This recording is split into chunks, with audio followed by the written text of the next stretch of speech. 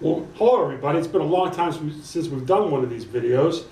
And Robert and I were sitting around this morning trying to figure what the heck should we talk about. And Robert actually had the idea of talking about some of the common mistakes candidates make on interviews. Is that right? Yes, sir. Good. And we thought it'd be a good help for everybody out there. So, ladies and gentlemen, what we're going to do is we're going to discuss the 7 most common mistakes that applicants make on interviews. Now, truthfully, that list can be 57. But I narrowed it down to what I think and what I believe are the 7 most common mistakes people make on interviews. Number 1, heading off the list, is not preparing for the interview thoroughly. Now, again, it's old hat to talk about, preparing for interviews, and people do that stuff nowadays.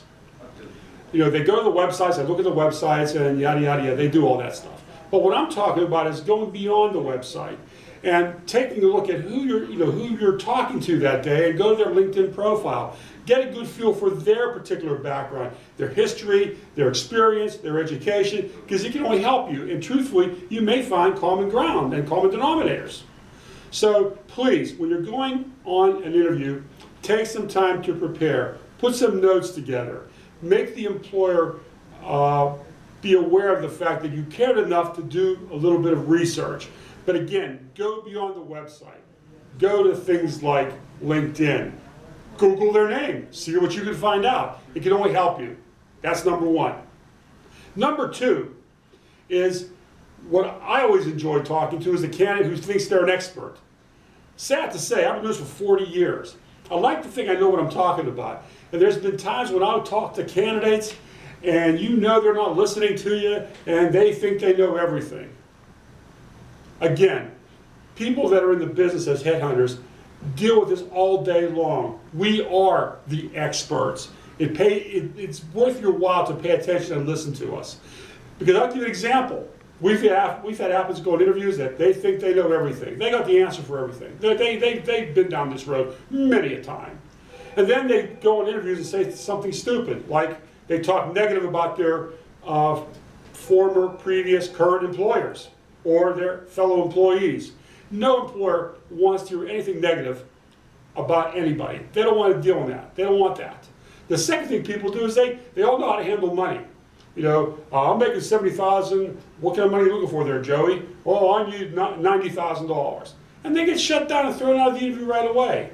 Again, we've done videos on this. We've talked about how to handle things like money and reasons for making a job change. Go to those blogs and videos and look at those things. They'll help you. But it's a common mistake, even in this day and age. Number 3, being or getting a little too casual in the interview. Now, I'm scratching my nose here. I don't mean, slumping over the desk and putting your arm like this and relax. I don't mean that. I'm talking about getting too casual in terms of how you answer questions, how you talk to the employer. Remember, you're on stage, you're performing. You've got to put your best foot forward. And it's very common to have that happen when you're on these long interviews where you're with the employer 1, 2, 3, 4 hours, and all of a sudden you guys are the best buddies. Be careful of that. Okay, an interview is an interview. You're being auditioned. Use some common sense. Okay?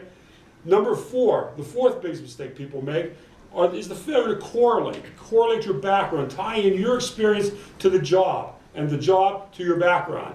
This is old-fashioned selling, and it's a very, very big part of interviewing. You have to effectively show an employer how your skill sets, your personality, your background, whatever the heck it is, can add an advantage to that company, can convince the employer that you're the person that can do that job.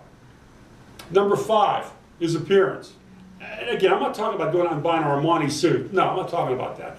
I'm talking about just some basic stuff, like good grooming, haircuts, shine shoes. If you have tattoos, people don't see them, all right? Just good old common sense. Appearance still matters. You hear about all that dress risk assessment stuff. Yeah. But again, just basic things that don't really cost a whole heck of a lot of money. Number 6 is closing on the interview. When you're talking to an employer, the interview's wrapping up. The employer says, John, it was really nice meeting you today. I enjoyed our conversation. Close. Mr. Employer, I really enjoyed talking to you. It sounds like you got a great opportunity here. What's the next step of the process? I'm very interested. That could be one option. Or, Mr. Employer, it sounds like a great opportunity. I'm very interested. What's your time frame to fill the job? Close with something, whatever you're comfortable with. Some people are not naturally born salesmen. Some people are not comfortable doing certain things. But close with something. Get an idea of where you stand, what the time frame is, and when you can expect to hear from the employer. And number 7, which again shocks me, but it happens, is not sending a follow-up thank you note. Doesn't have to be 45 pages. I'm from the school where the less you say, the greater chance you have of screwing up. But just as much as saying, Mr. Employer, I enjoyed our conversation. Sounds like a great opportunity. I'm very excited about pursuing this. If you have any questions, please contact me. If I don't hear from you, I'll follow up with you whatever date. That's just one sample. Again, go to the internet, go to our website. There's all kinds of samples of thank you follow-up notes out there. But do something. So I hope these 7 things help you.